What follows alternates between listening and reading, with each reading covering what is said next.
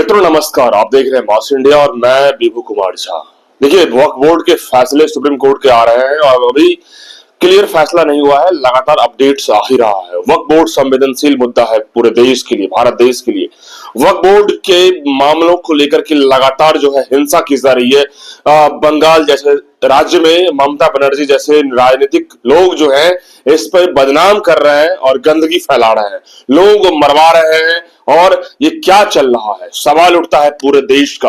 और वही बोहरा समाज की बात करें, मुस्लिम के कई समाज है, पसमानदा समाज मोदी जी से मुलाकात कर रहे हैं कि इस वक्फ बोर्ड को बिल पास करने के नतीजे को लेकर के वो लोग काफी खुश नजर आ रहे हैं। यानी कि आधे मुसलमान खुश नजर आ रहे हैं, वही आधे मुसलमानों पसीना छूटा हुआ है कि करे तो करे क्या। सुप्रीम कोर्ट के जो फैसले आए हैं वो कहीं ना कहीं उस पर विचार विमर्श होनी चाहिए।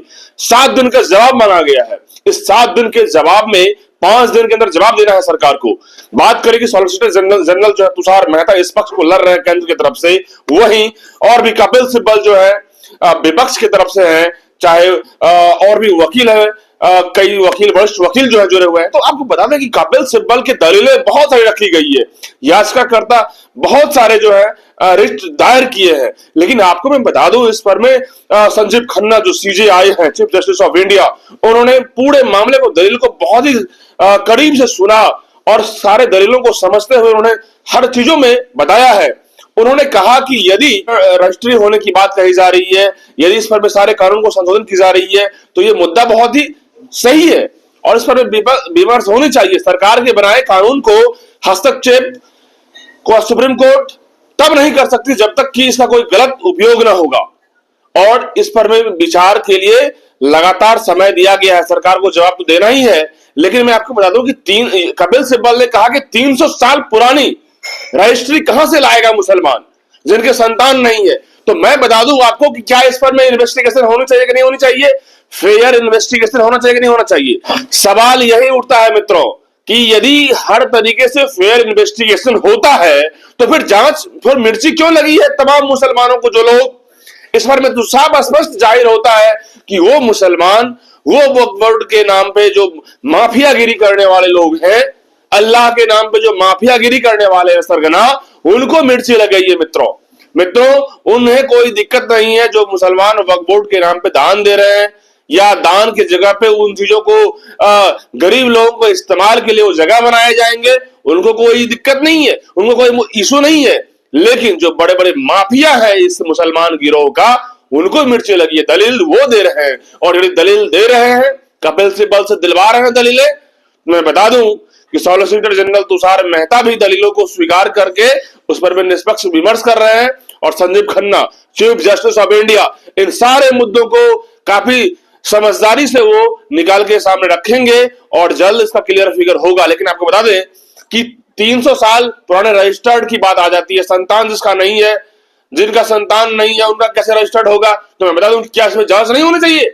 यदि जांच होगा और फर्जीवाड़ा पाए जाएंगे, तमाम जो है मुतवल्ली, ये सारे लोग जेल जाएंगे और जेल की सलाखों में इन्हें जाना ही होगा। आपको बता दें कि सुप्रीम कोर्ट के फैसले जो है चेक एंड बैलेंस करने के लिए ही किया गया है।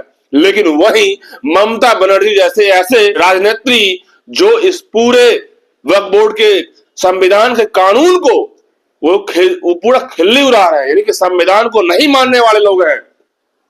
और आपको बता दें कि संविधान को नहीं मानने वाले सारे विपक्ष ये संविधान को नहीं मानते। जब संविधान में राज्यसभा और लोकसभा के द्वारा पारित की गए नियमों को उल्लंघन कर रहे हैं तो संविधान को नहीं मानते हैं। ये लोग इस संविधान को कभी नहीं मानते हैं। ये टुकड़े टुकड़े गैंग करके संविधान को तोड़ते हैं और देश को बर्बाद करने में लगे हैं मित्रों। सवाल उठता है कि यदि संविधान में दोनों सदनों के पारित किया हुआ चीजें दलीलें रखा गया है और इस पर में हर तबके के लोगों से राय विमर्श किया गया, लगातार 5 साल से मॉनिटर की जा रही है और मुसलमानों में हजारों ऐसे मुसलमान हैं जो सुप्रीम कोर्ट से लेकर हाई कोर्ट के दरवाजे खड़खड़ाते रह रहे हैं कि इस पर में विचार विमर्श होनी चाहिए, इस पर में समाधान होनी चाहिए। जब सेंट्रल गवर्नमेंट ने इस पर विचार अधीन किया तो फिर उसके बाद कानून पास होने के बाद इतनी खलबली क्यों, ये हिंसा जानबूझ से क्यों फैला रहे हैं।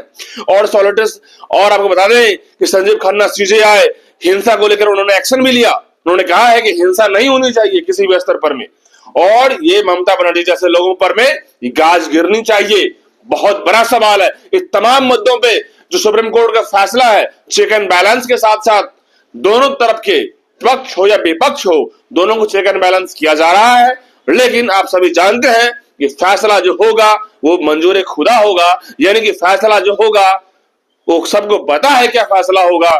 चीफ जस्टिस ऑफ इंडिया का भी जो निगाहें है वो इस यानी वक्फ बोर्ड का जो नेक्सस है उसको एकदम से क्लीन एंड ट्रांसपेरेंट करके जो है पूरा जो है उसे लागू कर दिया जाएगा। ये बात सब जानता है, पूरा देश जान रहा है और चीफ जस्टिस ऑफ इंडिया भी इसी बात को क्लियर कर देगा। आप तमाम लोग क्या सोचते हैं कमेंट बॉक्स में बताइएगा। तब तक के लिए बहुत बहुत धन्यवाद।